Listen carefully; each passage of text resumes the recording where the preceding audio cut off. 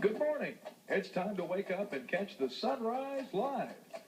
Right after this look at the news. Stay tuned, because Sunrise Live is coming up next.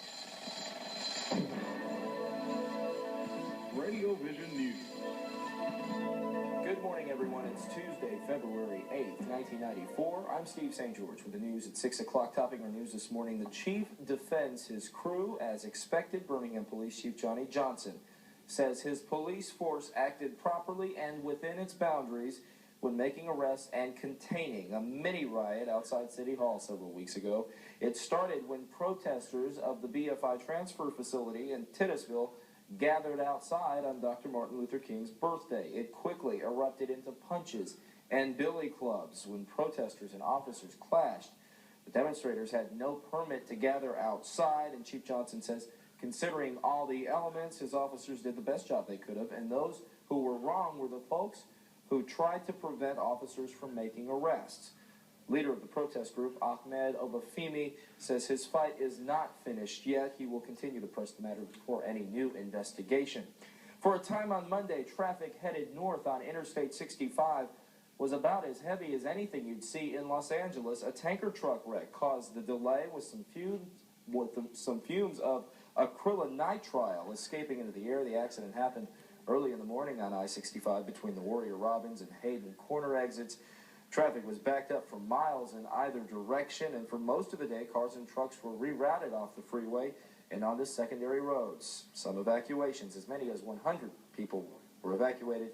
No injuries, though, took place because of those fumes. More news right after this.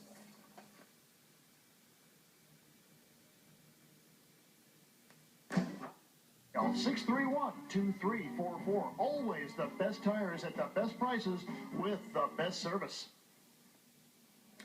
Alabama native Jim Neighbors has received a liver transplant. He is said to be recuperating now in critical condition at a hospital in Los Angeles. Neighbors says he suffers from hepatitis B, thus the destruction of his old liver. Neighbors is best known for his role in the Andy Griffith Show as Gomer Pyle. President Clinton continues his selling job for his 1995 budget plan worth over $1.5 trillion. He touts his package as a deficit-cutting one, with cuts in specific programs. It also includes a 75-cent increase in the federal cigarette tax. Republicans are licking their chops on this one, though, saying there need to be more cuts and less taxes. Well, you can place this one in the will it ever stop category. The trial of Lorena Bobbitt is now long finished, but flowers and cards are still pouring into the woman who was acquitted of sexual mutilation charges by reason of insanity in a Virginia courtroom. Dozens of letters and well-wishing cards are coming into the courtroom from as many as 7 countries and 12 states. Mrs. Bobbitt even received, postage paid, thank goodness, a plastic meat cleaver sent unwrapped with only an address and greeting on it. Lorena Bobbitt, of course, was tried for cutting off her husband's penis. Finally, Dow Jones Industrial Average up, regained much of the momentum it lost on Friday. On Monday, it was up 34.90. It closed at 3906.32. Volume extremely heavy, 348 million shares traded hands. That's news at 6:05. I'm Steve St. George.